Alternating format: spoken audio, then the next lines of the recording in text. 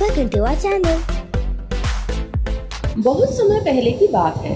एक गांव में दो बहन रहती थी। बड़ी बहन का नाम था राधा और छोटी बहन का नाम था माया। राधा का दिल बहुत अच्छा था। वो हमेशा दूसरों की मदद करती थी, दयालु थी और सच्चाई में विश्वास रखती थी। वही माया स्वभाव से बहुत स्वार्थी, लालची और चालाक थी। उसे हमेशा सिर्फ अपना ही फायदा चाहिए था। दोनों बहनों के माता पिता का बचपन में ही देहांत हो गया था और उन्होंने अपने पीछे एक छोटा सा खेत और एक झोपड़ी छोड़ गई थी। राधा हमेशा चाहती थी कि दोनों बहनें मिलकर खेत में काम करें और खुश रहे, लेकिन माया को मेहनत करना बिल्कुल पसंद नहीं था।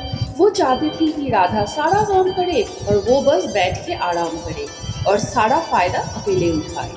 राधा सुबह जल्दी उठकर खेत में काम करने जाती, पौधों को पानी देती और फसल की देखभाल भी करती।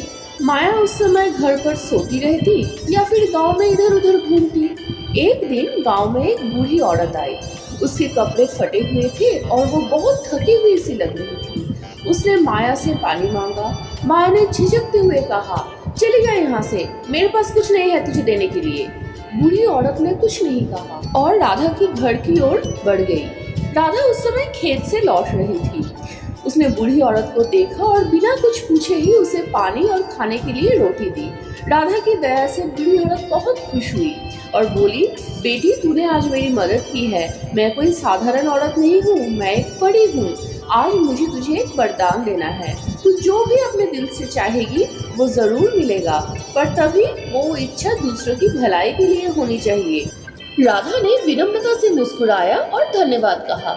अगले ही दिन राधा ने खेत में बीज बोया और मन ही मन सोचा, काश ये बीज ऐसा पेड़ बन जाए जिसमें सभी के लिए फल हो, ताकि कोई भूखा ना रहे। कुछ ही दिनों में वहाँ एक जादुई पेड़ उगाया जिसमें सोने जैसे चमकते फल लगे थे। पूरा गांव हैरान हो गया। राधा उन फलों को गरीबों में बांटने लगी। सब उसे और भी ज्यादा पसंद करने लगे। जब माया को इस बात का पता चला तो वो जलन से भर गई। उसने सोचा, अगर राधा को इतना सब कुछ मिल सकता है तो मुझे क्यों नहीं। वो बूढ़ी औरत को ढूंढने के लिए निकल पड़ी।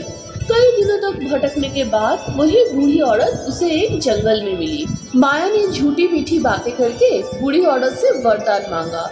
बूढ़ी औरत ने कहा, तू जो भी मांगेगी तुझे मिलेगा, पर अगर वो इच्छा स्वार्थी होगा तो उसका परिणाम बुरा होगा। माया ने सोचा, मैं तो बस अपना फायदा देखूंगी, और उसने कहा, मुझे एक पेड़ चाहिए जिसमें केवल मेरे लिए हीरे जवाहरात लगे हुए हो। बूढ़ी औरत ने सिर हिलाया और गायब हो गई। अगले ही दिन माया के आंगन में एक पेड़ उगाया जिसमें हीरे जवाहरात लटके हुए थे। माया बहुत खुश हुई। तुरंत उसने तोड़ने की कोशिश की। जैसे ही उसने पहला हीरा तोड़ा, पेड़ अचानक हिलने लगा। एक तेज आवाज आई, लालच का फल मीठा नहीं होता। और पेड़ से निकला एक तूफान जिसने माया के सारे गहने, कपड़े, दौलत उड़ाकर कहीं दूर ले गया। माया जमीन पर गिर पड़ी और रोने लगी। वो गांव लौटी, लेकिन अब कोई उसका मदद नहीं करना चाहता था। अंत में वो राधा के पास गई।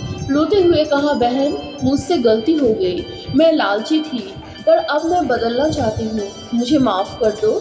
राधा ने उसे गले लगाया और कहा, गलती करना इंसान का फितरत है, पर उसे स्वीकार करना बहादुरी का काम है।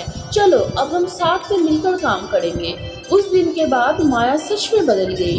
वो मेहनत करने लगी, लोगों की मदद करने लगी और राधा की तरह दयालु बन गई। दोनों बहनों ने मिलकर खेत को और भी सुंदर बना दिया और गांव में उनकी मिसाल दी जाने लगी। इस कहानी से हमें ये सीख मिलती है कि लालच बुरी बला है, सच्चे दिल से दूसरों की मदद करनी चाहिए। Don't forget to like, share and subscribe.